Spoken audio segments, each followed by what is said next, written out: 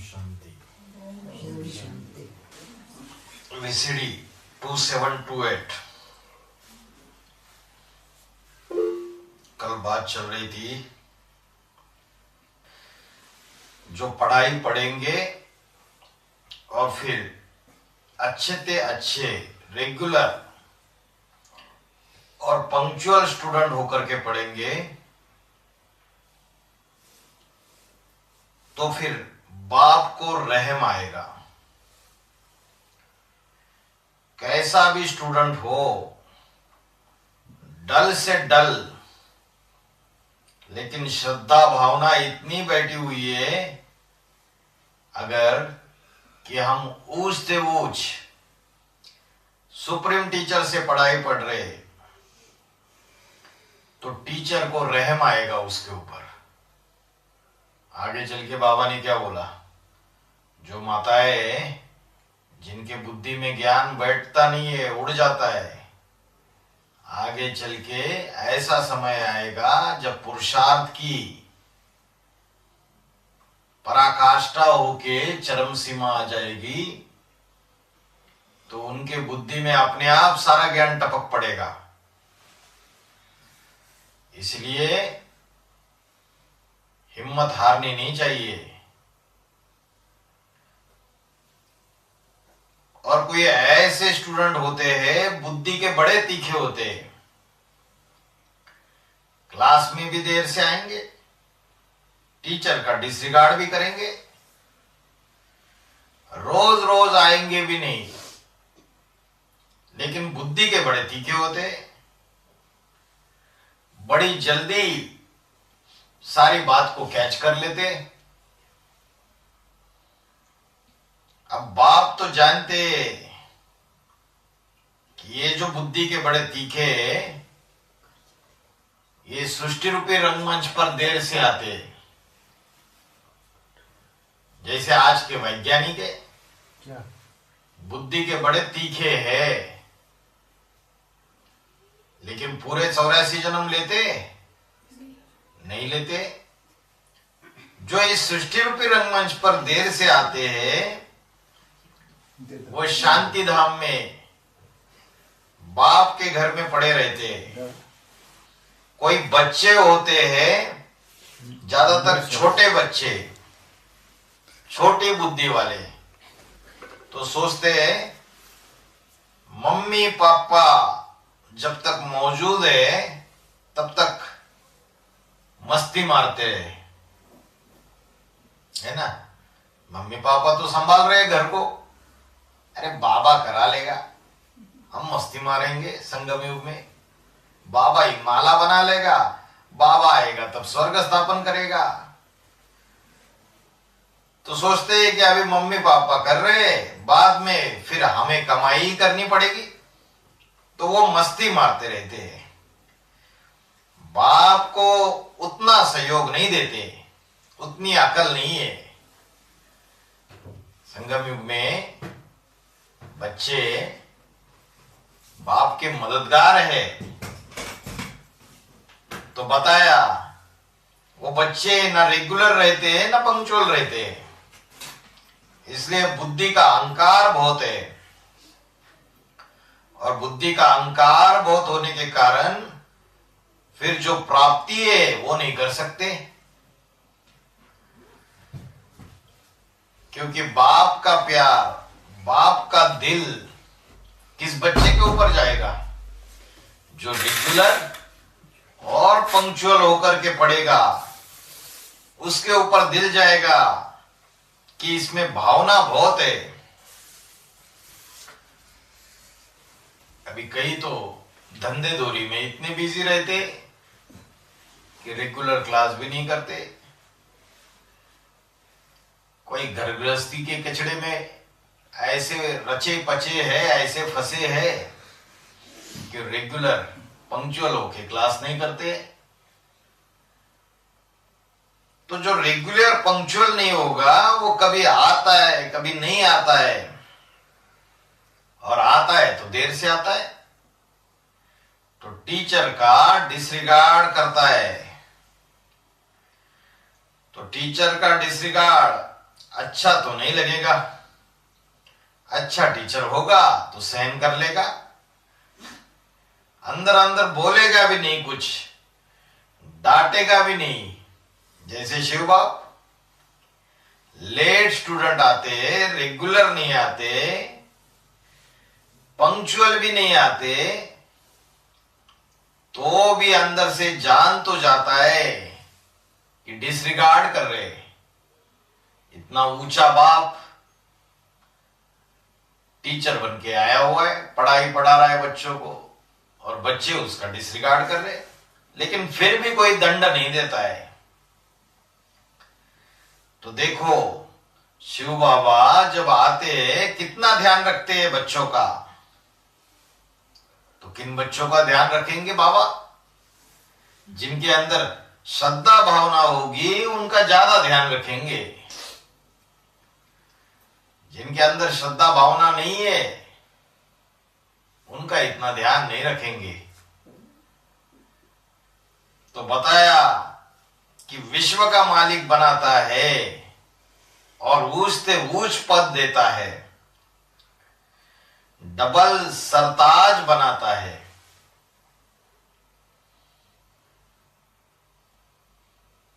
विश्व का मालिक तो बाद में बनाएगा, पहले क्या बनाएगा? हाँ, विश्व का मालिक बन जाएंगे, फिर तो कोई सेवा करने की दरकार ही नहीं रहेगी, सारी दुनिया खुद ही सेवा करेगी। तो कौन सा पद देगा? डबल सिरताज। डबल ताज माना एक है पवित्रता का ताज और दूसरा है जिम्मेवारी का ताज।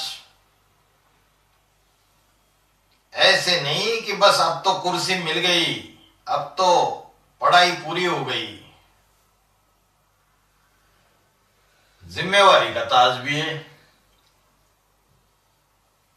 चाहे तन की ईश्वरीय सेवा हो, चाहे धन की हो और चाहे मन की हो। और ज्यादा होशियार होगा तो तीनों ही सेवाएं करेगा, अव्वल नंबर ले लेगा। तो डबल सिरताज बनाते हैं। तो वो बोलता है ना, मैं तुमको राजाओं का राजा बनाता हूं, राजाओं का भी राजा। तो 108 आत्माएं जो जन्म जन्मांतर राजा बनने वाली है, उनके भी राजा कौन है? अष्टदेव। तो बोला मैं तुमको राजाओं का राजा बनाता हूं। तो वो तो बोलता है ना, किसने बोला? कौन सी आत्मा ने बोला? शिव ने बोला। शिव ने बोला, ये नहीं कहा कि मैं तो बोलता हूं ना, तुमको राजाओं का राजा बनाऊंगा। शिव खुद राजा बनता है? नहीं बनता है, वो तो बेताज बादशाह है। जो अव्वल नंबर है, जो राम की आत्मा है, जो शिव समान बन जाती है, वो विश्व का बादशाह बनता है। तो जब शिव इस सृष्टि पर आता है साकार में, तो वो कोई राजा ही नहीं चलाता है। राजा ही तो वो चलाते जिनमें कुछ न कुछ अंश मात्र रजोगुण जरूर है। रजोगुण माना राजा को गुण। 3 गुण होते, सत, रज और तम। तो देखो राजाओं में रजोगुण होता है ना, राजा ही करने का गुण। और सतयुग में ही, स्वर्ग में ही होता है या नरक में भी होता है?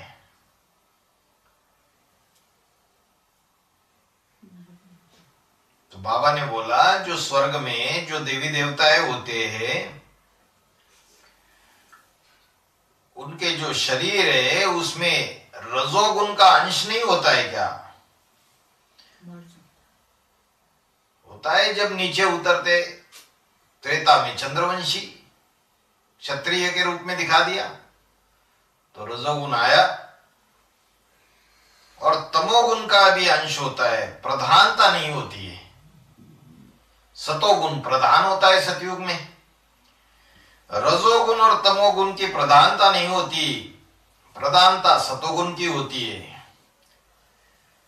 इसलिए सतयुग के आदि से ही राजा ये कहे जाते हैं।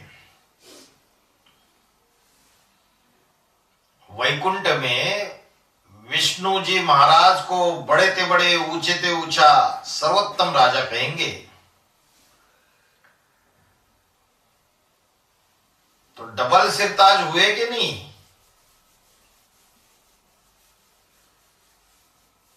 तो जिम्मेवारी का कोई ताज रहा विष्णु को?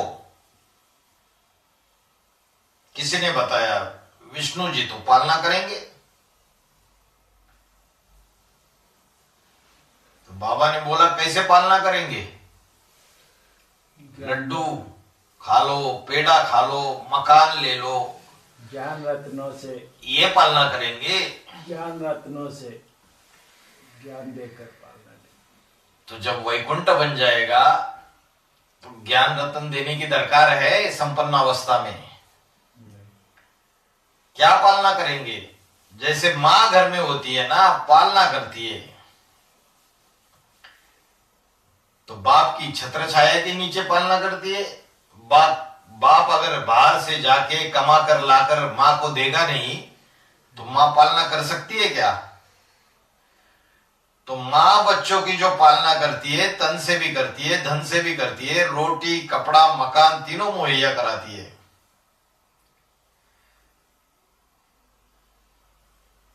तो बाबा ने बोला कि विष्णु जी महाराज के ऊपर वो डबल सिरताज जो बताया, वो कौन सी जिम्मेवारी का ताज है? उनके ऊपर खास जिम्मेवारी क्या है?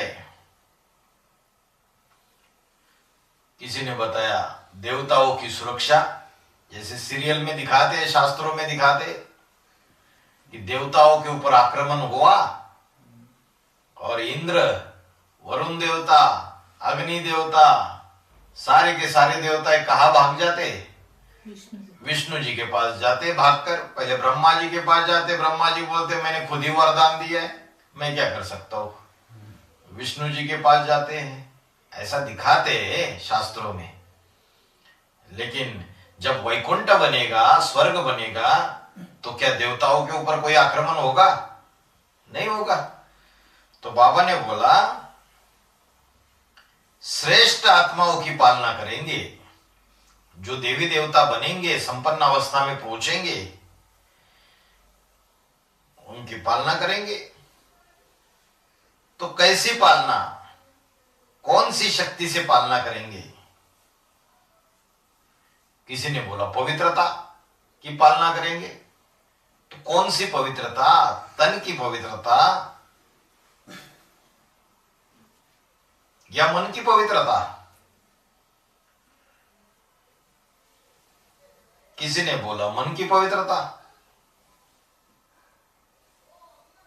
बाबा ने बोला हाँ, क्योंकि तन जो है वो होगा तो विश्व के बादशाह के पास, लेकिन ज्यादा प्रेफरेंस वो कौन सी सेवा को देगा? भाग दौड़, बोलचाल, देखना, करना, सुनना, हाथों से कमाई करना, उसको ज्यादा प्रेफरेंस देगा या मन को ज्यादा प्रेफरेंस देगा? मन को देगा। तो मन की जिम्मेवारी है, सेवा की जिम्मेवारी मन से होती है, वाइब्रेशन बनाना। मन कौन सी सेवा करता है? वाइब्रेशन बनाने की। जैसे बच्चे याद में बैठते हैं, योग भट्टी में बैठते, तो वाइब्रेशन बनाने की सेवा करते, वायुमंडल बनाते। वाइब्रेशन से जो हिंसक जानवर है वो भी अहिंसक बन सकता है। शास्त्रों में दिखाया है ऋषि मुनियों के आश्रम में शेर और बकरी दोनों एक घाट पे पानी पीते थे। तो ऐसा वाइब्रेशन बनाना है इस सृष्टि में कि वो आत्मा जहां भी पहुंचेगी अकाल पड़ा रहेगा तो अकाल खत्म। एटम बम के आक्रमण हो रहे होंगे तो आक्रमण खत्म। और प्लेग जैसी बीमारियां, कोरोना जैसी बीमारियां फैल रही होगी तो वो भी खत्म। तो ऐसा पावरफुल वाइब्रेशन बनना चाहिए, ऐसा वातावरण क्रिएट कर दे कि कोई भी प्रकार का दुख महसूस नहीं होगा, शांति ही महसूस हो और सुखी महसूस हो। जैसे जैनियों के ग्रंथों में बात आई है, जो तीर्थंकर मानते हैं 24 तीर्थंकर, उसमें जो पहले तीर्थंकर है क्या नाम है उनका? ऋषभ देव आदिनाथ। तो बोलते हैं ऋषभ देव जो है जहां जहां जाते थे वहां अकाल, महामारी, अतिवृष्टि और बीमारियां, वो जहां जाते थे वहां पहुंचते ही सब खत्म हो जाती थी। तो ऐसा डबल सिरताज बनाता हूं। कौन सी जिम्मेवारी का ताज धारण कराता है? मन पवित्र होगा तभी तो जिम्मेवारी धारण कर सकेगा। कि सिर्फ तन पवित्र होगा पार्वती अम्मा का तो पूरी जिम्मेवारी धारण कर पाएगी। तो बाबा ने बोला जो पार्वती है वो कौन सा पुरुषार्थ करती है ज्यादा? जन्म जन्मांतर तन की पवित्रता का पुरुषार्थ करती है। सिर्फ तन की पवित्रता से उतनी पावरफुल आत्मा नहीं कही जाएगी। मन की पवित्रता भी हो, और मन की पवित्रता एकाग्रता से आती है। एकाग्रता माना एक को पहचाना और पहचान करके उसको याद करे। तो एक कौन? बिंदी। बिंदी को याद करे, या बिंदी जिस साकार में प्रवेश करके पाठ बजा रहा है उसको याद करे। साकार में निराकार की याद करनी है। जो सुप्रीम सोल शिव है बिंदी, वो तो अति सूक्ष्म है और उसका तो चिंतन कर ही नहीं सकते। भगवत गीता में बोला अचिंत्य, अणु से भी अति सूक्ष्म है।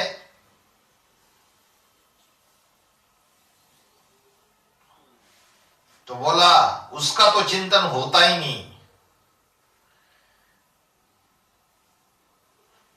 उसका चिंतन तब होता है जब किसी साकार शरीर का आधार लेता है, जो हीरो पाठधारी है। तब जब तक बाप सन्मुख है, अभी एडवांस पार्टी में बाप सन्मुख है क्या? 8 नवंबर 2022 को बाबा ने स्वेच्छा से शरीर त्याग दिया। उसके पहले 2018 से गुप्त हो गए। तो बाप सन्मुख नहीं है। सन्मुख नहीं है तो जब तक सन्मुख है तब तक तो उसको याद कर सकते। जब सन्मुख नहीं है तो उसको याद कैसे करें? तो जरूर वो जो नंबर 1 रुद्र है, राम की आत्मा जो शिव समान बन जाती है, वो अष्टदेव में प्रवेश करके फिर से सन्मुख बैठ पढ़ाई पढ़ाता है तो उसको याद कर सकते। तो जब तक सन्मुख है तब तक ठीक है, और जब वो गया तो बस नीचे उतरना शुरू। अभी ब्राह्मणों के परिवार में दुर्गति में जा रहे, नीचे उतर रहे सीढ़ी से या ऊपर चढ़ रहे? दुर्गति में जा रहे।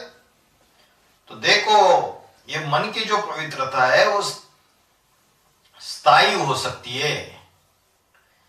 मन पावरफुल बना लिया, एकाग्र हो गया, तो तन की इंद्रिया, चाहे ज्ञानेंद्रिया हो चाहे कर्मेंद्रिया हो, वो ऑटोमेटिकली कंट्रोल होगी। इंद्रियों से पावरफुल है मन। इंद्रियभ्यो परम मनः, इंद्रियानी परान्याहु, इंद्रिया बड़ी प्रबल है। इंद्रियोभ्य परम मनः, इंद्रियों से प्रबल मन है। अगर मन एकाग्र हो जाए तो इंद्रियों को कंट्रोल में रख सकता है। और मन से पावरफुल क्या है? बुद्धि। मन तस्तु परा बुद्धि, मन से भी पावरफुल बुद्धि है। अगर बुद्धि सात्विक बुद्धि हो, ईश्वर का ज्ञान बुद्धि में समाया हुआ हो, तो चंचल मन को भी अपने कंट्रोल में रख दे। और बुद्धि से भी पावरफुल है बुद्धिमानों की बुद्धि परमात्मा। अगर हमारी बुद्धि एक का संग करे उस परमात्मा का, तो उसके अंदर के दिव्य गुण, दिव्य शक्तियां सारी हमारी बुद्धि के अंदर आ जाए। तो बताया ऐसा डबल सिरताज बनाता हूं। तो वो बोलता है, मैं नहीं बोलता हूं। मैं ऐसा डबल सिरताज बनाता हूं जिसमें मन एकाग्र हो जाए। ऐसा ज्ञान धारण करेंगे, ऐसी पढ़ाई ऊंच से ऊंच पढ़ेंगे, तो तुम वाइब्रेशन को कंट्रोल करने वाले मन, जो सबसे पावरफुल है, इंद्रियों का मुखिया, उसको कंट्रोल कर लेंगे। और एक जन्म के लिए नहीं, सदा काल के लिए कंट्रोल कर सकते हैं। सुप्रीम सोल शिव को तो अपना तन है नहीं, उसको तो मन भी नहीं है, तो उसको कंट्रोल करने की दरकार भी नहीं है। जिसको मन होता है, या उसको दिल भी बोलते हैं, मन और दिल एक ही बात है। बोलते हैं ना, मेरे मन की बात, मेरे दिल की बात। तो बताया कि वो बोलता है कि मैं तुमको राजाओं का राजा बनाता हूं। वो बोलता है माना, जो राम की आत्मा जो नारायण बन जाएगी, वो बोलता है कि मैं तुमको राजाओं का राजा बनाता हूं। जो मेरी पढ़ाई को रेगुलर और पंक्चुअल होकर के पढ़ता है। तो मूल बात क्या हो गई? अगर ये लक्ष्य लिया है कि हमको विश्व का बादशाह बनना है, बल नंबरवार होंगे, लेकिन लक्ष्य तो अव्वल नंबर का ही लेना है ना। तो पढ़ाई रेगुलर पंक्चुअल होकर के पढ़नी है। पढ़ोगे लिखोगे तो बनोगे नवाब, और खेलोगे कूदोगे तो बनोगे खराब। तो ईश्वरीय पढ़ाई भी कोई 5 साल पढ़ते, कोई 10 साल पढ़ते, फिर उनको अहंकार आ जाता है कि भैया हमको तो सब कुछ पता है। जैसे ब्रह्म कुमारियों को बाबा ने जो गहरा एडवांस ज्ञान बताया, ब्रह्मा बाबा ने शरीर छोड़ने के बाद, ये ब्रह्म कुमारियों के बुद्धि में नहीं बैठा। और जिन बच्चों के बुद्धि में बैठा, उन्होंने एडवांस ज्ञान के गहरे रहस्य समझ लिए और शंकर के पाठ को पहचान लिया। ऐसे ही जब शंकर का पाठ खलास हो जाता है, बाबा स्वेच्छा से शरीर त्याग देते हैं, तो बाबा आगे चल के कैसे कार्य करेंगे और कैसे बच्चों के सामने प्रत्यक्ष होंगे? ये ज्ञान के जो गुह्य रहस्य है, उन बच्चों को समझ में नहीं आते। जो बच्चे अहंकार में रहते हैं, रेगुलर पंक्चुअल होके पढ़ाई नहीं पढ़ते हैं।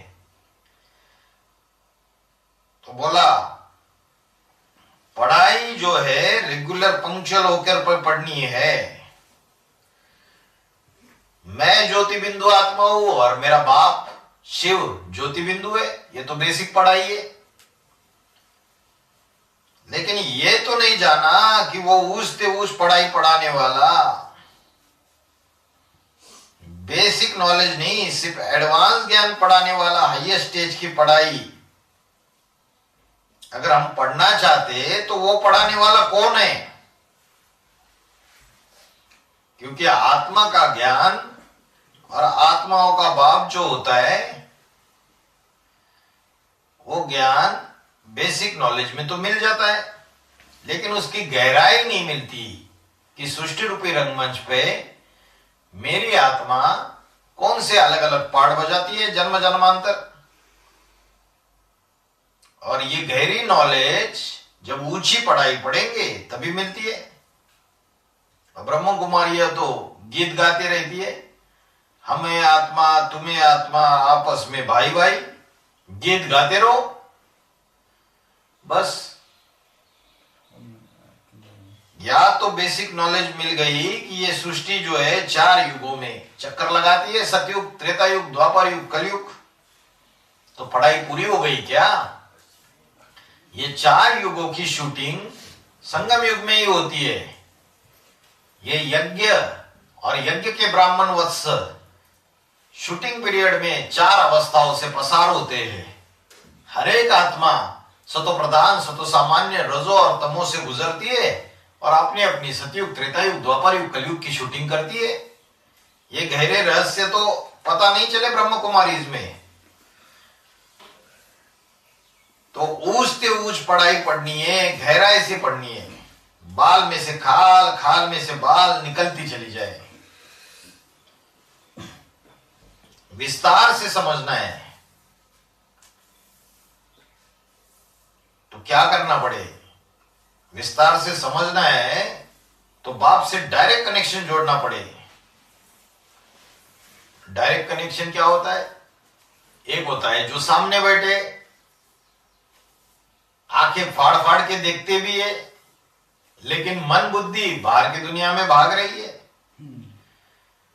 कोई देहदारी में बुद्धि लगी हुई है, मन लगा हुआ है, तो बार बार मन भाग जाता है। फिर उसका पद नहीं मिलेगा ना? नहीं मिलेगा। फिर सन्मुख जो होता है, तन से भी सन्मुख और मन से भी सन्मुख। तो बताया सुप्रीम सोल शिव का जो प्रैक्टिकल स्वरूप जिसे कहते हैं,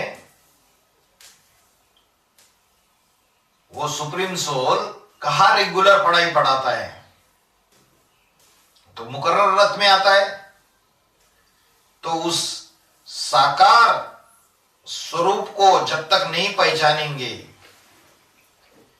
तब तक ज्ञान की गहराई पता नहीं चलेगी। जैसे भगवत गीता में बात आई, क्षेत्र और क्षेत्रज्ञ। क्षेत्र माना आधार शरीर, और क्षेत्रज्ञ माना जो शरीर है उसको पहचानने वाला। तो ऊंच से ऊंच जो शरीरधारी है उसे कहा जाता है अर्जुन। जिस अर्जुन की तरफ गीता ज्ञान दिया तो इशारा दिया अर्जुन को, इदम शरीरम कौन्तेय क्षेत्रम इत्याभिधीयते। इदम माना ये है जिसमें प्रवेश किया है, जो बाजू में बैठा है वो नहीं है। जिस पर मैं बैठा हूं, जिस शरीर रूपी रथ पर, वो शरीर रूपी रथ ही क्षेत्र है, और उससे ते ऊंचा क्षेत्र है, बड़े ते बड़ा क्षेत्र है। क्षेत्र माना स्थल, युद्ध स्थल कह दो, धर्म युद्ध भूमि कह दो, वो तो ऊंच से ऊंच है। तो जिस शरीर में परमात्मा आता है वो युद्ध का क्षेत्र बनता है या नहीं बनता है? कैसे बनता है बताओ? माया से युद्ध करता है ना, अपने अंदर विकार जो भी भरे है। अकेला करता है, दूसरे नहीं करते। दूसरा करता है। अरे अरे वो जो भूतनाथ है या अव्वल नंबर का पाठधारी है, ढेर सारे स्थूल शरीरधारी भी और सूक्ष्म शरीरधारी भी, उसको चिपकेंगे या नहीं चिपकेंगे? चिपकेंगे। किसके लिए चिपकेंगे? हमें शक्ति मिले, हमें एनर्जी मिले, हमें वाइब्रेशन मिले, तो रथ को खींचेंगे या नहीं खींचेंगे? कोई इधर से खींचेगा, कोई उधर से खींचेगा, कोई संकल्पों से खींचेगा, कोई वाइब्रेशन से खींचेगा, बार बार खींचेगा, कोई हाथ उसके से ऊपर असर नहीं होगा।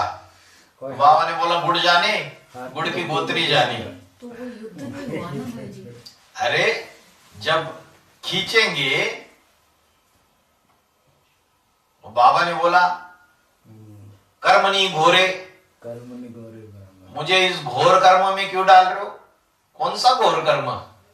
शंकर जी को दिखाते हैं विष पीते हुए। तो जो आत्माएं जिनमें जो जो इच्छा है, संबंध तो एक से जोड़ना है, सर्व संबंध, तो उसकी खींचातान होगी या नहीं होगी? होगी खींचातान। तो ये सूक्ष्म शरीरधारी भी आएंगे, स्थूल शरीरधारी भी आएंगे। तो इन सूक्ष्म शरीरधारियों के साथ भी युद्ध करनी पड़ेगी या नहीं करनी पड़ेगी? करनी पड़ेगी। तो बोला कि उसको अगर नहीं पहचाना, जो क्षेत्र है, जो शरीर है, जिसमें शिव आकर के पहाड़ बजाता है, तो अगर नहीं पहचाना तो ज्ञान भी पूरा नहीं है, और फिर ज्ञान की प्राप्ति भी पूरी नहीं है। क्योंकि ज्ञान से ही सुख होता है। निराकार जिस साकार शरीर रूपी रथ में, अर्जुन के रथ में, आदम के शरीर में प्रवेश करके पहाड़ बजाता है, उसको पक्का पक्का पहचान लेना कि ये मेरा जन्म जन्मांतर का बाप है। जन्म जन्मांतर के बाप तो अलग अलग होते, 84 जन्मों में 84 बाप होते, तो ये कैसे 84 जन्मों का बाप है? तो बोला 84 जो बाप होते हैं, उनमें जो आत्मा काम करती है, उसमें ऊर्जा, पावर परमात्मा से आती है। तो इस दुनिया में भगवत गीता में बोला कि 2 प्रकार की आत्मा है, एक क्षर और एक अक्षर। क्षर माना जो नीचे गिरती है, पतित होती है, और अक्षर जो है वो कभी नीचे नहीं गिरता है, ना पतित होता है, शिव। बाकी सब आत्माएं क्षरित जरूर होती है, कोई थोड़ी, कोई ज्यादा। बहुत में बहुत कम क्षरित होगी तो उसको कहेंगे त्रिनेत्री शंकर, हीरो पाड़धरे। कितनी भी धूल जम जाए देहाभिमान की, तो भी हीरा थोड़ी बहुत रोशनी की चमक जरूर मारेगा। तो बताया कि तुमको क्या करना है, उस ऊंचते ऊंच आत्मा को भी पक्का पक्का साकार रूप में पहचानना है। इस सृष्टि रूपी रंगमंच पर, जिसमें सुप्रीम सोल मुकर्रर रूप से पहाड़ बजाता है, आदि में भी पहाड़ बजाया था, ओम मंडली में, मध्य में भी पहाड़ बजाता है, और फिर जब वो स्वेच्छा से शरीर त्याग देगा तो अंत में भी पहाड़ बजाता है नहीं। इसलिए मुरली में बोला मुकर्रर तो चला गया, अंत तक नॉन मुकर्रर टेम्पररी रथ से काम करेगा, अंत तक। हाँ, सूर्यवंशियों का अंत कब है? 29 तक, 2029 तक, 28-29 तक। तो बेसिक नॉलेज का जब स्कूल छोड़ देता है या छुड़वा दिया जाता है, जब राम की आत्मा को ब्रह्म कुमारी से धक्के मार के बाहर निकाल देते,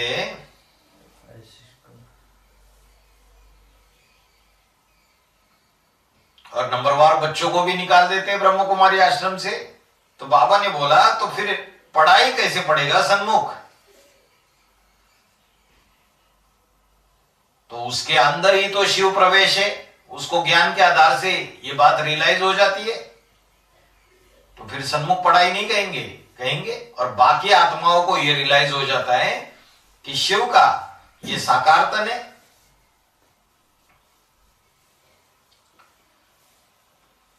ऐसे ही बाबा ने स्वेच्छा से शरीर त्यागने के बाद 2022 के बाद थोड़े बच्चे हैं जिनके बुद्धि में यह बात बैठती है कि वो नंबर 1 रुद्र अष्टदेव के द्वारा अभी पाठ बजा रहा है। तो जिनके बुद्धि में बैठती है वो बच्चे सन्मुख पढ़ाई पढ़ रहे हैं या नहीं पढ़ रहे? पढ़ रहे। और बाकी सन्मुख पढ़ाई नहीं पढ़ रहे। तो बाबा ने बोला जब ब्रह्म कुमारी आश्रम से उसको निकाल दिया तो बाद में 1976 में बाप का प्रत्यक्षता वर्ष माना गया और अव्यक्तवाणी में बात आई, घबराओ मत, बैकबोन बाप दादा सामना करने के लिए किसी व्यक्ततन द्वारा प्रत्यक्ष हो ही जाएंगे। यह बात 1973-74 की अव्यक्तवाणी में बोला। तब तक बाप का प्रत्यक्षा वर्ष घोषित नहीं हुआ था। तो तब तक तो राम की आत्मा जो ब्रह्मा बाबा के मुख से जो मुरलियां निकली थी वेद, उसको ही पढ़ रहे थे। तो 76 में वो अपनी सीट पे सेट हो जाती है। उसके बुद्धि में यह पक्का बैठ जाता है, नर से डायरेक्ट नारायण बनने वाली आत्मा मैं हूं। इस सृष्टि पर बाकी कोई आत्मा नहीं है। जो सतयुग में जन्म लेने वाला कृष्ण बच्चा है उसको भी क्रॉस करके उसका जन्म देने वाला उस बच्चे को वो जो नारायण है वो मैं हूं, ये उसके बुद्धि में बैठ जाता है। तो पूछा एकदम जन्म हो जाता है या प्रत्यक्षता रूपी जन्म लेने में टाइम लगता है? 1976 में डायरेक्टली बुद्धि में बैठ जाता है या थोड़ा टाइम लगता है? टाइम लगता है। तो जब निकाला गया तो उस समय बुद्धि में बात आ गई ना। जब उसको निकाला संस्था से तब उसकी बुद्धि में बात आ गई। उसको भी निकाला और 5वें नंबर के पूर्वज को और उसके फॉलोअर्स को भी निकाला। तो उसकी बुद्धि में तो बैठ गया 5वें नंबर के पूर्वज को कि मैं ही वो पाठधारी हूं जो अष्टदेवों में बड़ा भाई है और जिसके द्वारा बाबा कार्य करते हैं। तो बोला 1976 में जो ईश्वरीय गवर्नमेंट थी उस समय ब्रह्मा कुमारीज में दादी प्रकाशमणि कंट्रोलर बैठी हुई थी। उन्होंने आदेश निकाला मुरली में कि ये जो व्यक्ति है ये नाम का, इससे कनेक्शन नहीं करना है। 76 की मुरली में एक घोषणा कर दी, अनाउंसमेंट, ये फलाना फलाना जो वीरेंद्र है ये मनमत का ज्ञान सुनाता है और घर घर जाता है, तो इससे कोई कनेक्शन नहीं करना है, इसकी बुद्धि खराब हो गई है। तो वो जो ऑर्डर निकलता है वो तो बाद में निकलता है, लेकिन बुद्धि में उसके पहले ही बैठा हुआ है ना कि मैं वो नारायण बनने वाली आत्मा हूं। तो ऑर्डर निकालने वाले जो देहधारी धर्म गुरु है उनको पता चलता है कि ये आत्मा घर घर जाकर सेवा कर रही है। दिल्ली में 5वें नंबर पूर्वज को भी लागू आवाज निकलती है ना। बाबा ने कहा जब तुम्हारी प्रत्यक्षता की आवाज निकलेगी तो दिल्ली से आवाज निकलेगी। दूसरी बात बताई, एक भी संन्यास आश्रम पूरा कन्वर्ट हो गया तो तुम बच्चों की प्रत्यक्षता हो जाएगी, नाम बाला हो जाएगा। तो उस समय भी दिल्ली में पूरा का पूरा सेंटर कन्वर्ट हो गया था एडवांस ज्ञान में। तो पूरा का पूरा वेद के सन्यासियों का, सफेद कपड़ों वालों का आश्रम पूरा दिल्ली में पलट जाता है। संन्यास। तो हेड ऑफिस में आवाज पहुंच जाती है गद्दी नशीन गुरुओं के पास, और वो फौरन टनाटन ऑर्डर निकाल देते, फतवा जारी कर देते। क्या कि ये जो वीरेंद्र है और इसके जो सहयोगी है, इनको सेंटर्स पे आने नहीं देना है, इनसे कोई कनेक्शन नहीं रखना है, इनसे कोई बात भी नहीं करनी है। और कृष्ण की राशि क्राइस्ट से मिलाई जाती है, संगमी की कृष्ण की राशि क्राइस्ट के पूर्वज से मिलाई जाएगी। तो उसके साथ भी ऐसे ही होता है। 500 नंबर के पूर्वज में जो सन्यासी, तो उसके साथ भी ऐसा ही होता है। वो उसके बुद्धि में तो पहले से बैठ जाता है कि मेरा ये पार्ट है। अब बाबा के डायरेक्शन के अनुसार ऑल ओवर इंडिया ईश्वरीय ज्ञान का धंधा, ज्ञान सुनाने का शुरू कर देता है। सेमिनार करना, भाषण करना, जो बाबा का डायरेक्शन है उसके अनुसार अपना धंधा करना चालू हो जाता है, और आत्माएं जुड़ने लगती है भारत भर उससे। तो जो प्रजापिता ब्रह्म कुमारी है उनको जैसे मिर्ची लग जाती है। और 4 फरवरी 2024 को वीडियो द्वारा यूट्यूब चैनल में डाल देते, अनाउंसमेंट कर देते, ये फलाना फलाना जो पाठधारी है इससे कोई कनेक्शन नहीं रखना है। और इसको और इसके सेंटर्स के फॉलोवर्स को सेंटर पे आने के लिए मना कर दिया, एक तरीके से धक्के मार के बाहर निकाल दिया। हैदराबाद सेंटर में तो ऐसा हो गया, 20-25 माताओं को धक्के मार के बाहर निकाल दिया। और सारी की सारी होशियार माता है, पूरा सेंटर का सेंटर में मैक्सिमम कन्वर्ट हो गए, और सारे के सारे 5वें नंबर के पूर्वज के साथ जुड़ गए। तो बाबा ने बोला, तो बताया मैं तुम्हें राजाओं का राजा बनाता हूं। वो बोलता है मैं नहीं बोलता है, मैं माना शिव की आत्मा नहीं बोलती कि मैं राजाओं का राजा बनाता हूं। मैं तुम्हें डबल सिरताज बनाता हूं, एक तो पवित्रता का ताजधारी, बड़ी से बड़ी पवित्रता है मन की पवित्रता। मन एकाग्र नहीं तो पवित्रता नहीं। इसलिए कहते हैं जब मन एकाग्र होता है तो सूक्ष्म बनता है। मनन चिंतन मंथन होता रहेगा, और देह को याद करने से, मिट्टी को याद करने से ईश्वरीय ज्ञान का विस्तार नहीं हो सकता। तो बोलता है मैं तुम्हें राजाओं का राजा बनाता हूं, और शिव बोलते हैं डबल सिरताज बनाता हूं। डबल सिरताज माना एक तो पवित्रता का ताजधारी,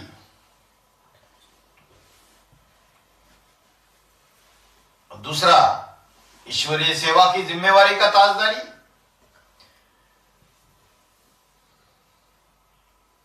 किसी ने बताया मन पवित्र होता है, तो बाबा ने बोला मन तो किसी का पवित्र नहीं होता इस दुनिया में।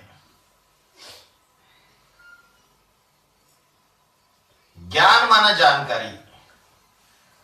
तो सुप्रीम सोल शिव मुकर्रर रूप से प्रवेश करके ज्ञान का भंडार देता है। जो जितना गहरा ज्ञानी है उसका मन उतना एकाग्र होता है। गहरा ज्ञानी सुगहरा योगी, और मन एकाग्र होगा तो पवित्रता आएगी। इसलिए भगवत गीता में बोला है नहीं ज्ञानेन सदृशम पवित्रम यह विद्यते। तो कौन सा ज्ञान? देहधारी धर्मगुरुओं का ज्ञान, या साक्षात ईश्वर आके जो ज्ञान देते हैं वो ज्ञान? साक्षात ईश्वर। आसाराम बापू जी का ज्ञान, या देवकी नंदन महाराज का ज्ञान, या अनिरुद्धाचार्य का ज्ञान, या जया किशोरी जी का ज्ञान, या प्रेमानंद जी महाराज का ज्ञान? कौन सा ज्ञान? तो देहधारी धर्मगुरुओं तो सारे नीचे लेके जाते हैं दुर्गति में, वही शास्त्रों की घिसी पिटी बातें बताते। तो परमात्मा आके जो ज्ञान सुनाता है वो कल्याणकारी रहता है, कभी भी अकल्याणकारी बनाता ही नहीं। वो जो ज्ञान देता है उस ज्ञान को कहेंगे पवित्र गीता ज्ञान। वो कोई कागज पे लिखकर, पुस्तक में लिख करके ज्ञान नहीं बताया है। व्यास जी महाराज ने पूरी गीता लिख दी,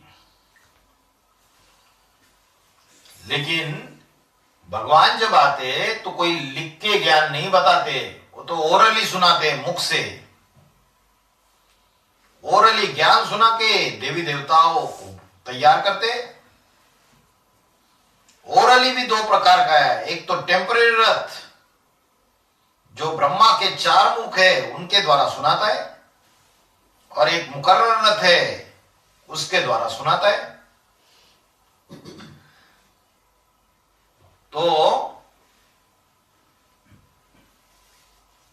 बाप की जब से पहचान होती है तब से लेकर के अंत तक, जब तक पुरुषोत्तम संगम युग रहे, एक जो आत्मा है राम की आत्मा या उद्रमुखी ब्रह्मा, उसका मुख उद्र रहता है। उसके लिए बोला कि वो राजाओं का राजा बनाता है, और मैं तुम्हें वो चीज देता हूं जो सबसे पवित्र है संसार की,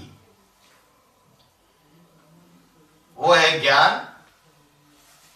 परमेश्वर महाईश्वर कहा ही तब जाता है जैसे महाब्राह्मण, महानारायण, महालक्ष्मी जब दो मिलकर के एक हो। तो जब सुप्रीम सोल शिव साकार मुकर्रर रथ में ना आए तब तक उसे महेश्वर थोड़ी ही कहा जाएगा। जब दो मिलकर के एक हो तो उसे कहा जाएगा महेश्वर, परमेश्वर। ईश माना शासन और वर माना श्रेष्ठ। श्रेष्ठ शासन करने वाला है। महाशब्द तब लगाया जाता है जब दो के साथ मेल होता है, महेश्वर। इसलिए भारत में खास परंपरा पड़ी हुई है कि अकेले टब्बू चंद है तब तक संपूर्ण नहीं है। कितनी भी ताकत हो, मतलब भगवान आता हो, कह जाता है कि तुम कुमारों में इतनी ताकत है कि जो चाहे वो कर सकते, मतलब जब तक शादी ना हुई हो, जब तक ब्याह नहीं हुआ, शादी नहीं हुई, तो जब तक दो का आपस में मेल नहीं होगा तब तक संपूर्ण नहीं कहेंगे। ऐसे ही रुद्रमाला भले सेट पे सेट हो जाए, लेकिन जब तक विजयमाला आकर नहीं मिलेगी तब तक संपूर्ण नहीं कहेंगे। तो बाबा ने बोला कुमार जो चाहे कर सकते, चाहे तो पूरी स्थापना, चाहे तो पूरा विनाश। नई दुनिया बनाना चाहे तो नई दुनिया बना सकते, पुरानी दुनिया को भस्म करना चाहे तो भस्म कर सकते, लेकिन संपूर्ण नहीं कहे जाएंगे। संपूर्ण तब कहे जाए जब दो मिलकर के एक हो जाए। जो कुमारों को ये वरदान दिया है तो एडवांस पार्टी में बोलते हैं वो तो एक कुमार की बात है। नंबरवार कुमारों के लिए ये वरदान नहीं है, एक के लिए ही है। पहले नंबर को टैली होता है ये महावाक्य, तो 5वें नंबर के पूर्वज के लिए भी टैली होता है। तो निराकार आत्मा साकार शरीर से ना मिले तो संपूर्ण नहीं कही जाएगी। ऐसे ही जो सृष्टि रूपी रंगमंच पर पहाड़ बजाने वाली आत्मा है, उनमें जो सदा निराकार है शिव, वो इस सृष्टि रूपी रंगमंच पर जो सदा साकार है शंकर आदम, इससे जब मेल हो जाता है तो उसे महेश्वर कहा जाता है। तो ये परंपरा कहां से पड़ी? जब तक कुमार कुमारी है तब तक पूरे नहीं है, संपूर्ण नहीं है। जब तक शादी नहीं हुई है तब तक संपूर्ण कुमार नहीं कहा जा सकता कि कुमार ने पूर्णता प्राप्त कर ली।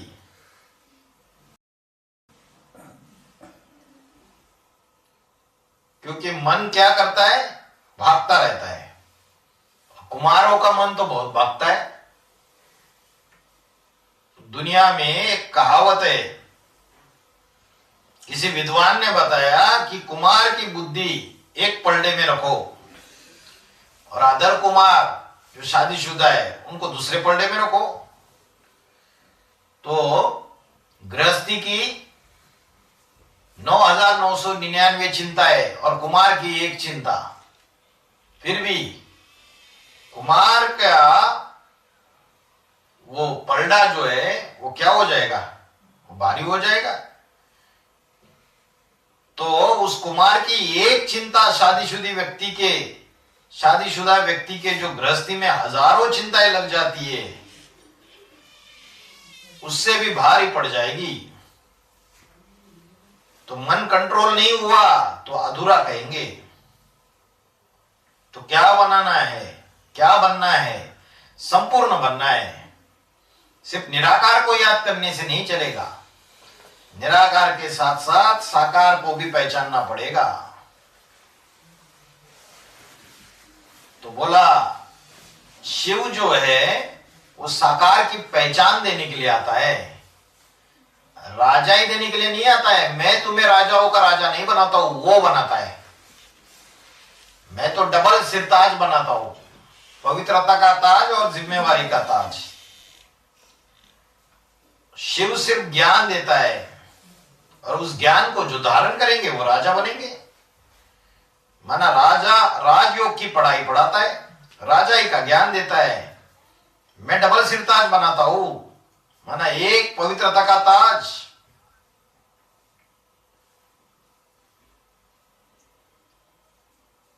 तो बोला पवित्रता आती है मन से। वाइब्रेशन भी कब बनेगा, एकाग्रता भी कब बनेगी, जब एक की पूरी पहचान होगी।